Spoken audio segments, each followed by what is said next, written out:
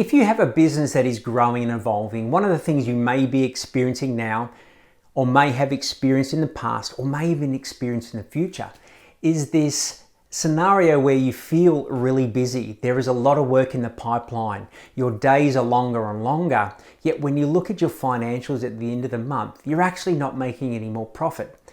And a lot of people who run businesses that are growing but not profitable don't know where to look.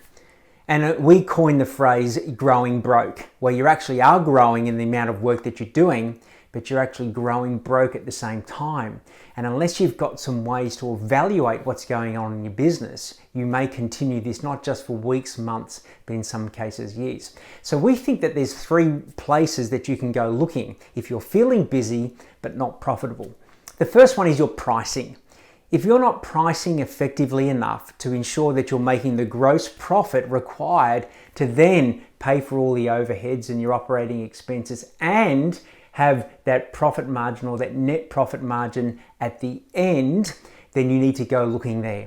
A lot of businesses undercharge, particularly for their labor component in their jobs. Make sure yours is on point and ensure you know how to communicate effectively your pricing structure to your potential customers should they be able to ask. Not all the ins and outs, but at least you know that you are valuing yourself, your expertise, and your ability to deliver a quality job. So pricing is the first place. Secondly, it's your production efficiencies.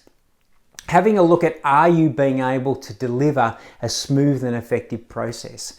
A lot of the times, if processes aren't changed or innovated, they can be the old clunky way that has never been upgraded. And this could be structures that have been in place for not just months, but in some cases decades. And the 7 most dangerous words in business are, that's the way that we've always done it. So if you don't have a procedure or a recipe or a step-by-step, say, checklist that you follow to ensure that you deliver a smooth, effective, and profitable outcome each and every time, that's where you could go to look.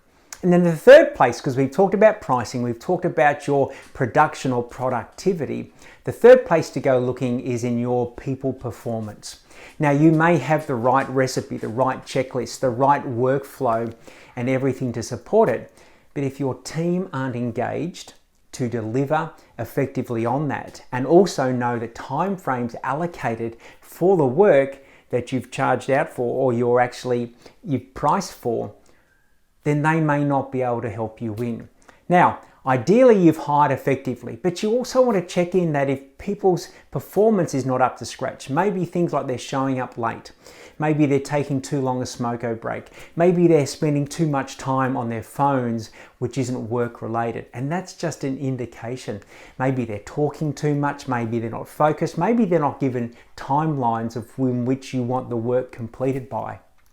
Ideally, if you've got the right people, again, it's the ability to keep them engaged, keep them focused on the task at hand.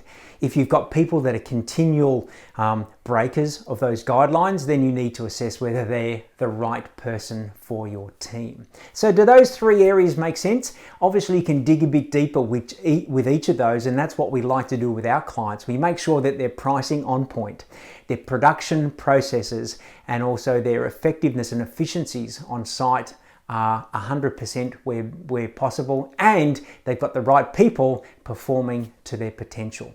I trust that makes sense. All the best with that, and if we can be of any assistance, please be in touch.